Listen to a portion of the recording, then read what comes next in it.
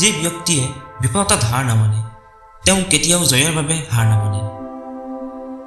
জীৱনত পৰিৱৰ্তন আনিবলৈ হ'লে আমি প্ৰথমে আমাৰ চিন্তাধাৰা সলনি কৰিব লাগিব। প্ৰতিজন ব্যক্তিয়ে নিজৰ সপোনৰ বাবে যুঁজিব লাগে, কাৰণ যুঁজ নকৰিলে জয়ী হোৱাৰ সুযোগো নাপাব। জীৱনত সফল হ'বলৈ অকলে কঠোৰ পৰিশ্ৰম কৰাটো যথেষ্ট নহয়, কিন্তু কঠোৰ পৰিশ্ৰমৰ লগতে সঠিক দিশটো বাছি ল'ব লাগিব। জীৱনটো এটা প্ৰত্যাহ্বান, ইয়াক গ্ৰহণ কৰক আৰু ইয়াৰ সন্মুখীন হওক। যদি আপুনি অবিৰতভাৱে কঠোৰ পৰিশ্ৰম কৰে তেন্তে এদিন আপুনি নিশ্চিতভাৱে গন্তব্যস্থানত উপনীত হ'বই।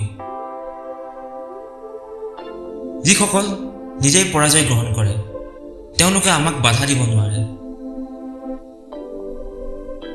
সফলতাৰ বাবে আমি আমাৰ সপোনক আগুৱাই যোৱাটো গুৰুত্বপূৰ্ণ আৰু সদায় নতুন প্ৰত্যাহ্বানৰ সন্মুখীন হোৱাটো গুৰুত্বপূৰ্ণ।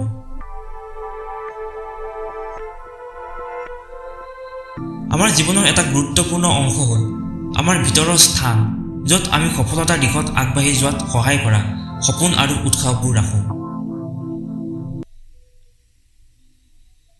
বিফলতা সফলতা উপহাস নহয়, নতুন সফলতাৰ আৰম্ভণিহে। বিশ্বাস আৰু কঠোৰ পৰিশ্ৰমৰ দ্বাৰা সফলতা কেৱল সম্ভৱ হোৱাই নহয়, সাধনযোগ্য হৈ পৰে।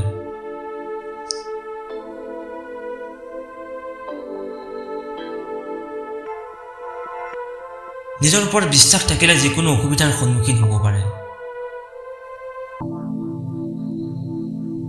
যদি আমাৰ সময় বিপদৰ পৰা হাত সাৰিবলৈ খৰচ কৰা নহয় তেন্তে ই আমাক সপোনৰ পিছফালে দৌৰি যোৱাৰ দৰে সফল নহয়। কেৱল আমাৰ বিফলতাহে দেখা সেই অন্ধ লোকসকলতকৈ আমাৰ সফলতা অধিক।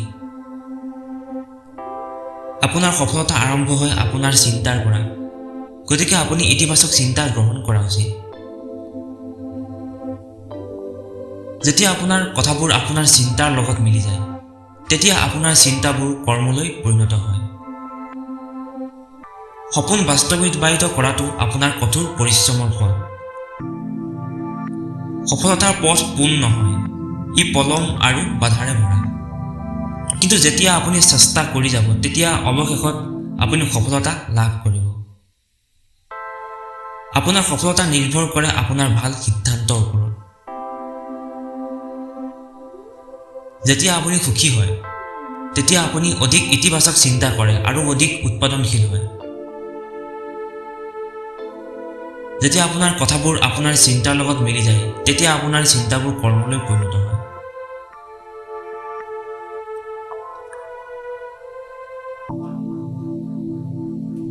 সফলতা তেতিয়া হয় য'ত মানুহে সফলতাৰ বাবে সময় আৰু সুযোগ ব্যৱহাৰ কৰে।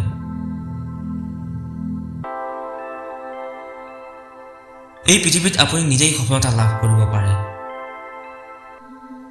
যদি আপুনি নিজৰ সপোনবোৰৰ কথা ভাবিবলৈ ভয় কৰে তেন্তে আপুনি এতিয়াও সেইবোৰৰ যোগ্য নহয়।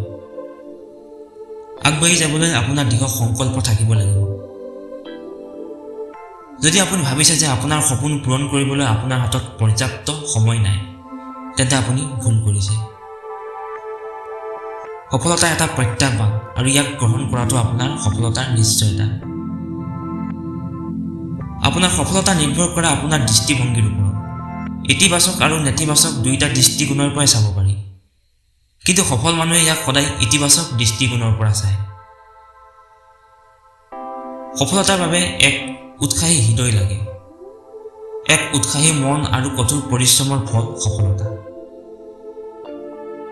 যদি আপোনাৰ সপোনৰ সীমা এৰি নিজৰ চিন্তাধাৰা সলনি কৰাৰ হেঁপাহ নাথাকে তেন্তে আপোনাৰ সদায় সপোন কেৱল সপোন হৈয়ে থাকিব। সফলতা এটা প্ৰয়োজনীয়তা, ইচ্ছা নহয়। এজন ব্যক্তি নিজৰ সামাজিক শ্ৰেণী অনুযায়ী নহয়, নিজৰ চিন্তা অনুযায়ী হ'ব লাগে। জয় আপোনাৰ, মাথো আপোনাৰ আত্মবিশ্বাসৰ কোনো অভাৱ নাৰাখিব।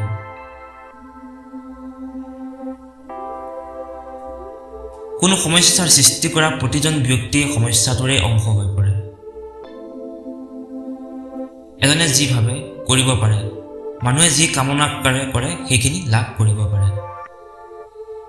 বিফলতা আচলতে এটা সংযোগস্থল য'ত সফলতাৰ কিছু শক্তি থাকে।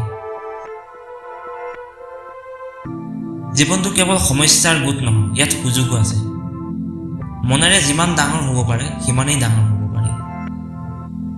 সফলতাৰ বাবে প্ৰথমে আপোনাৰ জীৱনৰ প্ৰয়োজনীয়তাসমূহ চিনাক্ত কৰি তাৰ পিছত সেইবোৰ পূৰণৰ বাবে নিজৰ কঠোৰ পৰিশ্ৰম আৰু উৎসাহেৰে কাম কৰিব লাগে।